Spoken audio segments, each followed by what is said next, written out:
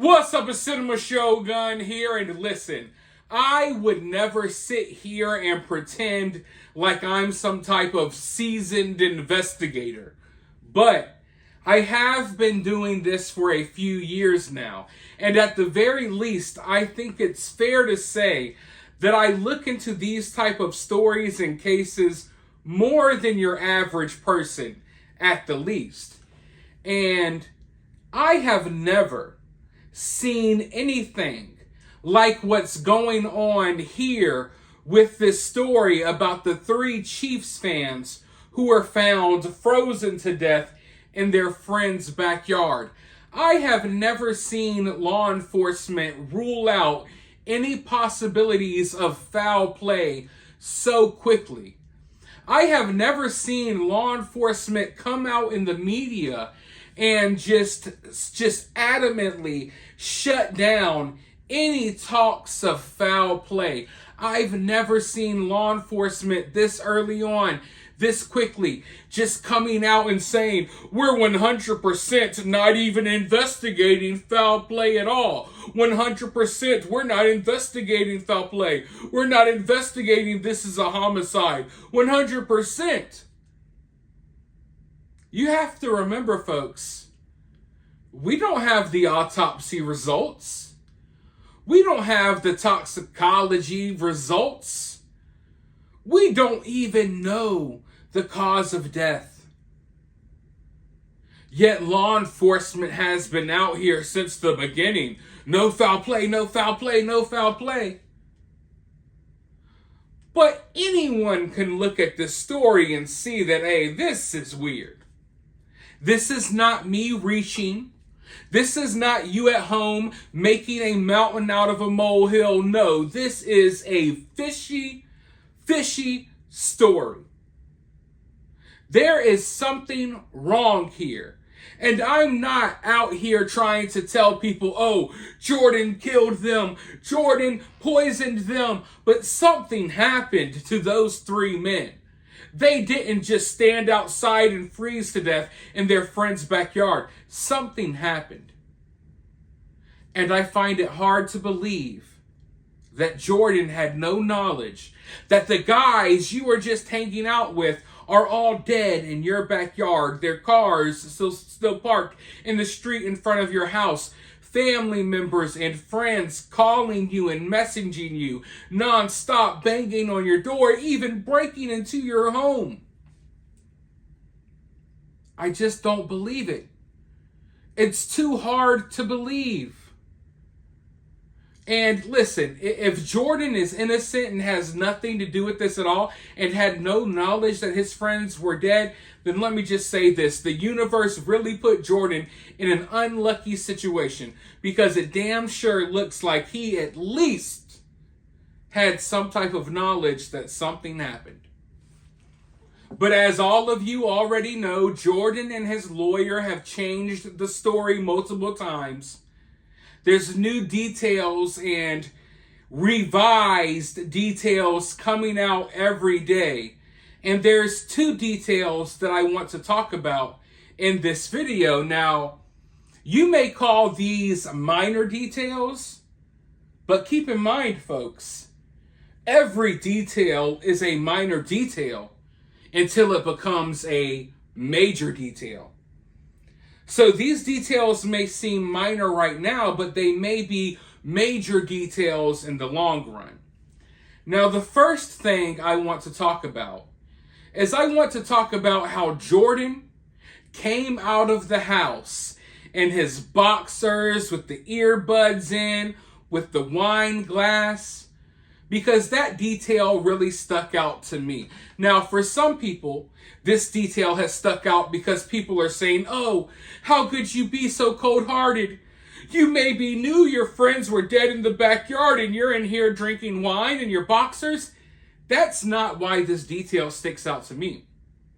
This detail sticks out to me because it almost just seems and feels as if Jordan was trying a little too hard in this situation. To answer the door for police in your boxers, with your earbuds in and an empty glass of wine, not a full glass of wine, not a half full glass of wine, an empty glass of wine. Who walks around with empty cups? It's almost like it was part of his costume, part of the character that he was trying to put out there. This is a well-established guy, a guy known in the medical community. He's received, numerous awards. He's known in the scientific community, and you want us to believe that if cops show up at your door, that you're going to go to the door in your underpants with the wine glass? It really feels like Jordan was trying to play a character. He was trying to play a part, but he tried a little bit too hard. Now, the average person may look at this and they may think it's believable. The average person may look at this and think, oh, why would you answer the door like that? But I look at it like, this is phony. I feel like I can see straight through this facade. If you're drinking wine and the police show up at your house, you put the cup down. Hell, if I'm at home drinking water or sweet tea, it doesn't matter what I'm drinking. If the cops are at my door, I'm going to put the cup down before I go to the door. That's just a common human thing to do. Especially if it's the police and you're drinking alcohol. The last thing you want to do is to make it visibly known, hey, I've been drinking alcohol. But Jordan wanted the police to see that wine glass. If he didn't want them to see the wine glass, he wouldn't go to the door with the wine glass. And in the spur of the moment, in the panic of things, he probably didn't even have time to pour wine in it to make it look even more believable. So no, he just goes with an empty cup. I got my earbuds in because I want everyone to think that I couldn't hear anything this entire time, right? But a normal person, just as if the police are at your door and you're drinking wine, you put the cup down before you go to the door. Another thing a normal person would do, just any average person, police are at the door, let me take the earbuds out. I need to make sure I hear what's going on. Oh, is that a knock at the door? Let me take my earbud out. Oh, that's the police. Let me take my earbuds out. But no. He wanted to keep the earbuds in because Jordan knew that Jordan was ignoring the phone calls. He was ignoring the text messages. He was ignoring the Facebook messages. He was ignoring the knocks on his door, the rings of his doorbell. He was ignoring it all. So he knew he went to the door. Oh, let me make sure I keep my earbuds in instead of taking them out like a normal person. Now, these are minor details, but I feel like if you're an investigator, these are details that should be making you raise your eyebrow like the freaking Rock. So we have the empty wine glass and we have the earbuds. Two props, basically.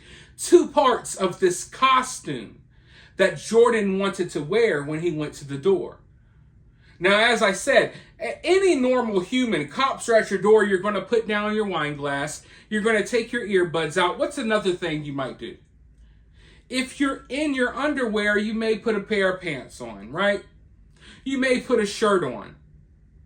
But Jordan didn't want to get that image across, right?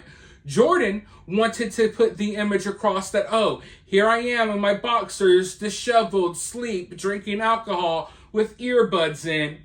I'm just a guy, I've been partying and I've been raging and I've been hanging out and I've been sleeping and I got my headphones in and all of this other nonsense. Now, the funny part is, we live in 2024. So if Jordan's got headbuds in or earbuds in, they're connected to his phone. It's not like they're connected to a CD player. It's not like this dude is walking around with a boombox or a cassette player listening to 80s tapes, even though the music was way better back then. His headphones would be connected to his phone. Therefore, it would be even more likely that you would know that someone's calling and texting you. And when it comes to that situation, who are you going to believe? Are you going to believe Jordan, that no one ever called or texted him? Or are you going to believe several family members from different families and several other friends who all said they texted and called Jordan? I'm going to believe them. So you got the wine glass, you got the earbuds, and now him coming to the door in just his boxers, it's all part of the look. It's all part of his alibi. Jordan's a well-educated, successful person. Someone shows up at Jordan's door, I would assume that Jordan knows that, you want to present yourself in a certain way. People like me, maybe some people like you all, we don't focus on our image as much as maybe someone like Jordan, who's, receiving awards from the scientific community for working on vaccines and all that other stuff, right? So you would think that he would want to get a certain image across, not the image of some dude in his boxers drinking wine. No, dude, you're supposed to be a scientist. You're a medical scientist, this well-established dude in the scientific community. Hell, everyone knows you. You're the man around town. You said it yourself. But the man around town is going to open the door for the cops naked, basically, in your boxers, with an empty wine glass to say, hey, look, everyone, I was drinking. Look, everyone, here's my earbuds. I was listening to music. I couldn't hear anything. It's all part of the look, if you ask me. So that detail really sticks out to me because it just, in my opinion at least, it kind of shows that maybe Jordan was trying a little bit too hard to put this image out there instead of just coming to the door like a normal person. So maybe I'm wrong, and maybe we'll find out that Jordan has nothing to do with this. But if it comes out that Jordan did have knowledge, I'm going to look back at this detail, and I'm going to know that I was right, that Jordan was trying to get this image across. Now, another detail that sticks out to me, one of the victim's fathers mentioned that the victim, or I keep calling him a victim, but one of the guys who died, his jacket was still in Jordan's house. Now, there's a lot of different stories out there. There's a lot of people, bringing forward information, and the stories are changing. And as I always tell you, just like I told you with the Savannah Soto case, you got to be careful not to cling to small details sometimes because things change, But I've heard various times that there's a possibility that these people's wallets and their phones and their jackets were in the house. I need further confirmation from the families about that, but we do know for at least one guy, his father confirmed that his coat was still in Jordan's house. Now, what does that tell you? So it's really cold outside, right? So if you're leaving, you're getting ready to go home, obviously you're going to take your coat. If you're going home, it's freezing cold, so cold that your friend is trying to say that you froze to death in his backyard. You're going to take your coat. You're going to put your coat on when you go home. But the coat was still in Jordan's house. Now, let's say they just went outside to smoke a cigarette or to do whatever they were doing in the backyard. You would still put your coat on. If you're leaving the house with the intentions of going home, you're going to put your coat on and you're going to go home. If you're walking outside the house with the intentions of hanging out outside in that weather, you're going to put your coat on. So, who knows what was going through these people's minds? We don't know if they were on something. We don't know if they were drunk. We don't know.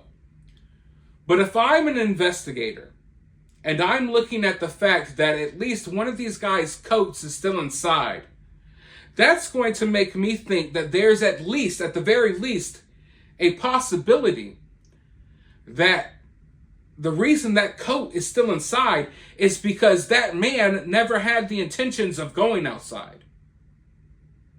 If you had the intentions of leaving the home, or if you were going to go outside and hang out in the backyard, you were going to put on your coat. So if you don't have your coat, that would make me think that maybe you didn't know you were going outside. Maybe someone put you outside, maybe someone drug you outside, whatever. But it seems as if, at the very least, that maybe you never had the intentions of going outside. Somehow you just ended up out there without your coat, right?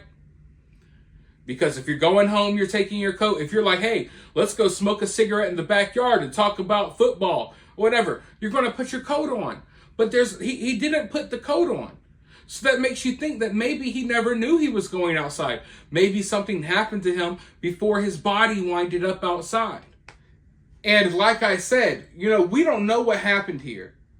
And we got several different stories from Jordan. The families have come forward, with their speculations. We got certain information that's floating out there. And we're really just trying to put the pieces of this puzzle together. And it's kind of confusing, and it's really weird that law enforcement has just wrote this situation off before we got any answers as to how these individuals died. But I think in the long run, if it turns out that something did happen here, and just in general, if I was an investigator, I just feel like there's a few details in this case, at least a few details, that would call for further investigation. There's details here that makes even any average person question things. So I feel like if an average person is questioning things, then investigators should be questioning things as well. And even small details like the coat being left in Jordan's house, I think that may help paint the picture. It may help, I don't want to say solve the case, but at the very least, it may help you have some type of insight to what may have been going on. Maybe, the mindset of someone, or I don't know exactly how to explain it, but it just kind of shows, in my mind, in my opinion, it kind of shows that at the very least, one of these men maybe never had the intention on even going outside. So how he ended up outside without his coat, I don't know. Were you running outside really quickly and then you just dropped dead, It's just an all-around crazy situation. And until we get more details, all we can do is speculate. And all we can do is look at the details that we're being provided with. And it's hard not to, really dwell on the fact that these details keep changing. It went from, there was, Jordan and then the 3 guys who died, and now there's a 5th guy. And no one's really talking about this much. But there was mention by 2 lawyers now on opposing sides that there were other people there that day as well. So we haven't even really begun the conversation about who else may have been there. We still don't even know who the 5th person is. But right now, like I said, those were just a couple of details that stuck out to me that I wanted to talk about further. So we did that here today, and now I want to hear from you all. Let me know what you think about this. Are there any details that really stick out to you? Let me know down in the comments below. While you're down there, if you're feeling generous and you want to donate to the channel, you can do so via CashApp. I'll have my CashApp in the pinned comment. Or you can donate via Super Thanks, or for free, you can help the channel by liking this video, subscribing, sharing the video, ringing the notification bell, all of that good stuff. But with that being said, I will talk to you all very soon in the next one.